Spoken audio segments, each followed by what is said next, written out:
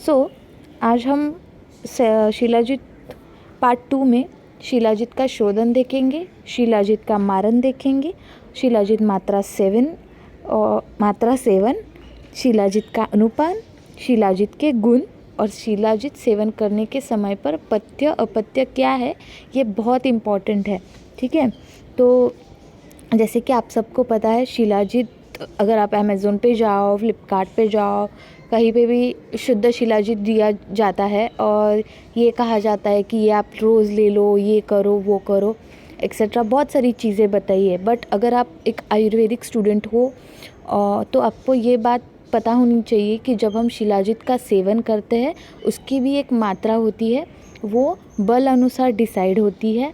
हम आगे जाके वो सब पार्ट देखेंगे, लेकिन आप अगर आयुर्वेदिक स्टूडेंट हो तो इट्स योर रिस्पॉन्सिबिलिटी कि अगर कोई ले भी रहा हो शिलाजीत तो वी शुड टेल देम कि आप किसी वैद्य को दिखाओ, फिर आप शिलाजीत का सेवन कीजिए।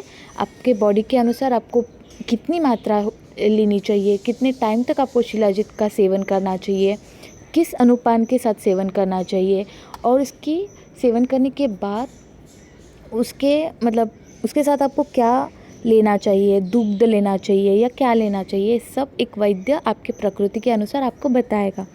ये बात भी बहुत इम्पॉर्टेंट है। ठीक है, मार्केट तो ऐसे ही फ्लरिश्ड रहता ही है। तो शिलाजीत का हम पहले शोधन देखेंगे। Let's come back to the topic. तो जो रसरत्न समुच्चय है वो बहुत ऑथेंटिक बुक है और उसमें जितने भी शोधन वर्णन किए हैं रसरत्न समुच्चय में, तो वो मैंने यहाँ पे लिखे हैं।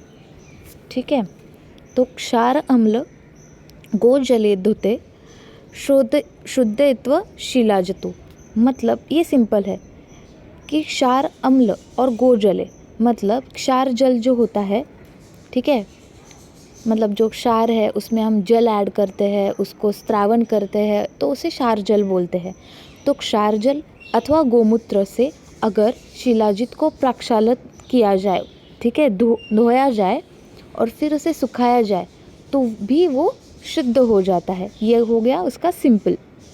ठीक है, तो सेकंड उसका जो बताया गया है शोधन, उसमें शिला धातु च दुग्धेन त्रिफला मार्कव द्रवे लोहपत्रे विनिक्षिप्य शोधयेत इत्यंतः, मतलब शिला धातु जो है, मतलब शिलाजीत जो है उसका शोधन त्रिफला क्वाथ, गोदुग्ध और मार्कव जो बताया है, मार्कव द्रव बोला है ना, उसे क्या कहते हैं, भृंगराज का वो पर्याय है, तो हम भृंगराज स्वरस, इनकी भावना देकर सुखा दे।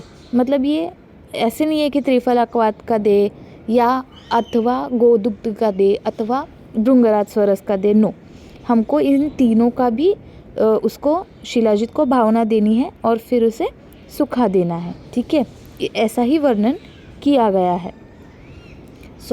ये इम्पॉर्टेंट है आपको याद रखना कि त्रिफला, गोदुग्ध और मार्कव मतलब भृंगराज। ठीक है, हाँ, और जो थर्ड है वो क्षार अम्ल गुगुल उपेत स्वेदनी यंत्र मध्यगे स्वेदति घटिका मनशीला धातु विशुद्धति, मतलब शिलाजीत को लेना है, उसके सम प्रमाण में गुगुल को लेना है और एक पोटली बांधनी है।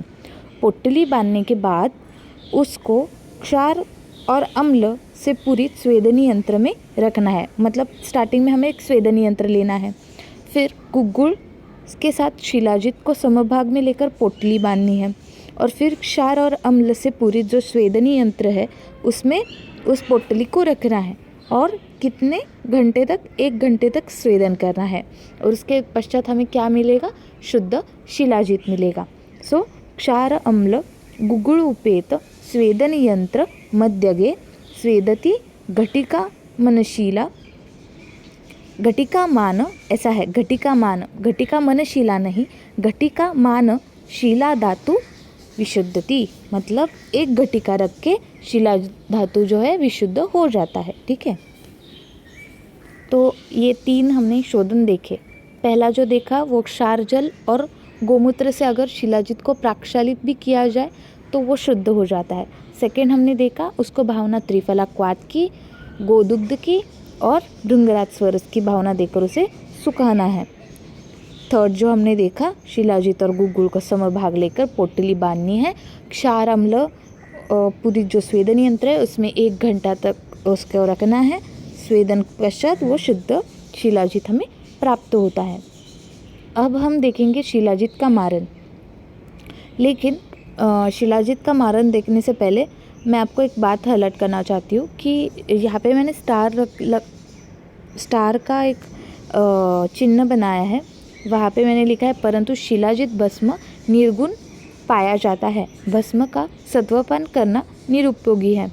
जब मैं ये डाटा निकाल रही थी तब मैंने देखा तो वहाँ पे एक पैराग्राफ में लिखा था कि बहुत सारे ग्रंथकारों को ये पता चला है कि शिलाजित जो है वो शुद्ध के मतलब शुद्ध शोधन करने के बाद जो यूज़ किया गया है वो गुणकारी है, और फिर उसका भस्म करने के बाद जो पाया गया है उसमें मतलब जो गुण शुद्ध शिलाजित में है वो गुण शुद्ध शिलाजित भस्म में नहीं है। ठीक है। और शिलाजित का जो सत्वपान किया जाता है उसमें तो मतलब खाली लोह की प्राप्ति हुई है, और वो भी उनका कहना है कि किसी भी मतलब शोधन के टाइम पे या उसी टाइम पे जो कुछ भी संस्कार हुआ हो उसी वजह से थोड़ा बहुत लोह का हमें स्ट्रेस मिलता है, trace we say that something like that. तो यही मैं कहना चाहती हूँ कि ये अकॉर्डिंग टू बुक थोड़ा सा दिया है, उसे बहुत पहले यूज़ किया जाता था, अभी शिलाजित का मारन नहीं किया जाता क्योंकि वो बेनिफिशियल नहीं है क्यों और अथवा गुणकारी नहीं है। तो मैं अगर सिलेबस में दिया हो तो आप ये पढ़िए, अगर नहीं दिया हो तो आप स्किप भी कर सकते हो। शीलया गंधतालम्य मातुलुंग रसेन पुटितो ही शिला धातु म्रियते। मतलब शिलाजित और शुद्ध गंधक और शुद्ध हरताल, शुद्ध मनशिला, इन सब को एकत्रित करना है और मातुलुंग रस मतलब नींबू स्वरस की भावना देनी है। तो शीलया गंधतालभ्य मातुलुंग रसेन पुटितो ही शिला धातु म्रियते। तो पुट देना है, पुट कौन सा देना है, कपोत पुट देना है और शिलाजित भस्म हमें प्राप्त होता है। ठीक है। अब बहुत इम्पॉर्टेंट ऐसा टॉपिक है वो है शिलाजित मात्रा सेवन। तो शिलाजित मात्रा सेवन हमें चरक संहिता में मिला, तो उसमें क्या बताया गया है कि बल अनुसार मात्रा का सेवन 3 प्रकार उन्होंने डिवाइड किया है। तो अगर कोई इंसान बलवान हो और बहुदोष व्यक्ति हो, मतलब बहुदोष यानी उसे बहुत सारे सिम्टम्स हो, बहुत सारे त्रिदोष बोल सकते हो या द्विदोष बोल सकते हो। ठीक है। उसकी तीव्रता ज़्यादा हो, ऐसे भी बोल सकते हो। बलवान वह बहुदोष व्यक्ति हो, और हाँ ये भी याद रखना है कि बहुदोष व्यक्ति है और वो बलवान नहीं है। तो ऐसे भी चीज़ें होती है कि हमें डिजीज़ेस बहुत ज़्यादा है लेकिन हमारी ताकत कम है, तो इसमें हम क्या कर सकते हैं। तो इसके लिए ही वैद्य की ज़रूरत होती है जो अपने तर्क से बता सकते हैं कि इस टाइम क्या करना चाहिए। तो अभी तो हम खाली जो संहिता में दिया है वही देखेंगे। तो बलवान व बहुदोष व्यक्ति के लिए मात्रा क्या है, 1 पल, और कितने दिन तक या कितने सप्ताह सेवन करना है, 7 सप्ताह सेवन करना है। मध्यम बल व मध्यम दोष कितना सेवन करना है, अर्धा पल, कितने सप्ताह, 3 सप्ताह। अब अल्प बल और अल्प दोष 1 कर्ष सेवन करना है 1 सप्ताह। इस प्रकार शिलाजित मात्रा सेवन चरक संहिता में बताया गया है। और जो रसशास्त्र जो सेकेंड ईयर में है उन लोग को अगर चरक संहिता का सेकेंड पार्ट है अभी तो आपको समझ में आएगा, नहीं तो नेक्स्ट ईयर आपको समझ में आएगा। ठीक है। नाउ नेक्स्ट है शिलाजित का अनुपान। पयसा तक्रानी रसः स्वयूषः स्तोयः समूत्रः विविध कषायः। तो शिलाजित का सेवन किसके साथ करना चाहिए, ये भी बहुत इम्पॉर्टेंट है। दुग्ध के साथ, तक्र के साथ, मांस रस के साथ, युष के साथ, जल के साथ और गोमूत्र के साथ। तो अनुपान, अभी सब लोग से जल के साथ सेवन करते हैं। तो अगर किसी मतलब रोगी को पित्त से वो मतलब पित्तज व्याधि से वो पीड़ित हो, तो उसे हम उसे हम गोदुग्ध बोलेंगे, आप सेवन कीजिए। जो इंसान आप बोल सकते हो कफ व्याधि से पीड़ित है, तो उसको अनुपान हम गोमूत्र बोल सकते हैं। तो इसीलिए वैद्य की कंसल्टेशन बहुत इम्पॉर्टेंट होती है। नेक्स्ट, शिलाजितु सेवन काल का पथ्य, ये भी बहुत इम्पॉर्टेंट है। इसमें जब हम शिलाजित सेवन करते हैं उस टाइम पे हमें क्या खाना चाहिए, क्या नहीं खाना चाहिए, इसका भी उल्लेख हमें कहाँ मिलता है? चरक संहिता में मिलता है। दुग्ध, तक्र, मूंग इत्यादि का सेवन करना चाहिए। और अपत्य में उन्होंने यही कहा है कि हमें व्यायाम अवॉइड करना चाहिए, धूप में, तेज़ धूप में हमें नहीं जाना चाहिए, अधिक हवा मतलब जो हवा होती है ऐसे डायरेक्टली एक्सपोजर में जो हवा आती है तो वो उसे हम एक्सपोज नहीं होना है। विदाही अन्न सेवन नहीं करना है, गुरु आहार सेवन नहीं करना है, और कुलित कह के जो सब्जी है वो सेवन नहीं करनी है। तो ये चीज़ें भी बहुत इम्पॉर्टेंट है, ठीक है। तो लास्ट हम देखेंगे उसका गुण। तो रसरत्न समुच्चय के अनुसार उसके जो गुण बताए हैं वो मैं यहाँ पे डिस्कस करूँगी, ठीक है। नूनम सज्वर पाण्डुशोफ शमनम मेह अग्निमान्द्य पह मेदश्च छेदकरम च यक्ष्म शमनम शूल आमयोन्मूलन गुल्म प्लीह विनाशनम जठर रुत शूल अदमापह सर्व त्वक गदनाशनम कीमम परम देहम च लोहे हितम।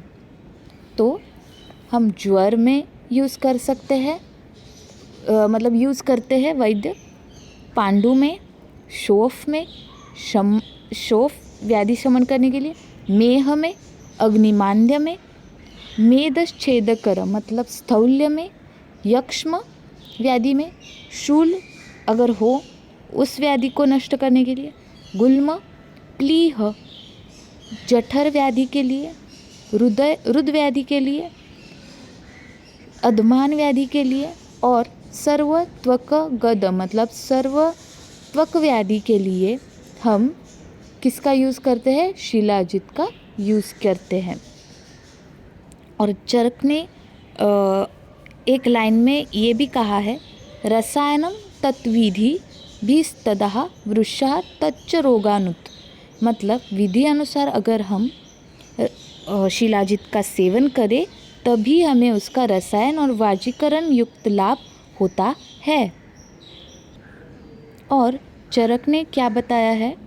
वात पित्त कफग्निश्च सुभावितम वीर्य उत्कर्षः परम कोष्ण सप्तहम एतेनम विधिना तस्य भावना पूर्वोक्तेन विधानेन लोहचूर्णितघृतस्सह तत्पित्तपयसः दध्यात् दीर्घ आयु सुखान्वितं जराव्याधि प्रशमनं देहदाढ्यकरं परम मेधास्मृतिकरं धन्य क्षीराशि प्रयोजयेत। तो चरक ने स्पेसिफिकली ये कहा है कि उसे वात, पित्त और कफ ऐसे जो गण है, मतलब जो ड्रग्स है, लाइन ऑफ ड्रग्स है जो वात को कम करते हैं, पित्त को कम करते हैं और कफ को कम करते हैं, तो उसी से अकॉर्डिंगली पेशेंट की अगर पेशेंट को वातज व्याधि है तो हमें वातग्न गण से सुभावित किया हुआ शिलाजित, ठीक है, वो हमें यूज़फुल रहेगा। तो अकॉर्डिंग टू दैट हमें ये सुभावित करना है शिलाजित को। और उसे कितनी भावना देने के लिए कहा है? 1 सप्ताह तक भावना, मतलब 7 भावना, हर एक दिन 1 भावना देने के लिए बोला है। तो कोष्ण सप्तहम एतेनम विधिनाम तस्य भावनाः, पूर्वोक्तेन विधानेन लोह चूर्णीकृतं सह, मतलब उस भावित किए हुए शिलाजित को हमें और भी जो धातु है उनके भस्म के साथ हमें इस शिलाजित का सेवन करना चाहिए। और जब हम अच्छी तरह से तर्क से शिलाजित का उपयोग करें तो उसका हमें बेनिफिट मिलता है। और किसके साथ सेवन करने के लिए कहा है, तत्पीत पयसः दध्यात, मतलब हमें दूध के साथ उसका सेवन करना चाहिए, तो तभी हम दीर्घायु हो सकते हैं। सुख अन्वितम, मतलब सुख प्राप्ति होती है। जरा व्याधि प्रशमनम, जो भी बुढ़ापे में और मतलब एजिंग के जो प्रॉब्लम्स होती है वो भी कम होते हैं। देह दाढ़्यकरम परम, मेधा स्मृतिकरम, धन्य क्षीराशि तत्प्रयोजयत।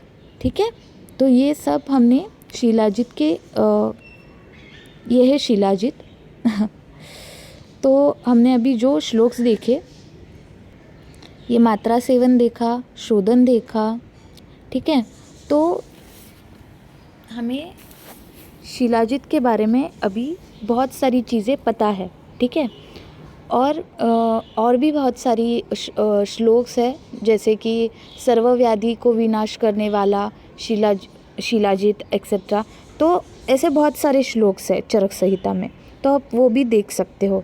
जो मुझे इम्पोर्टेंट लगा, जो चीज़ें इम्पोर्टेंट है वही मैंने यहाँ पे ली है। ठीक है, सो थैंक यू।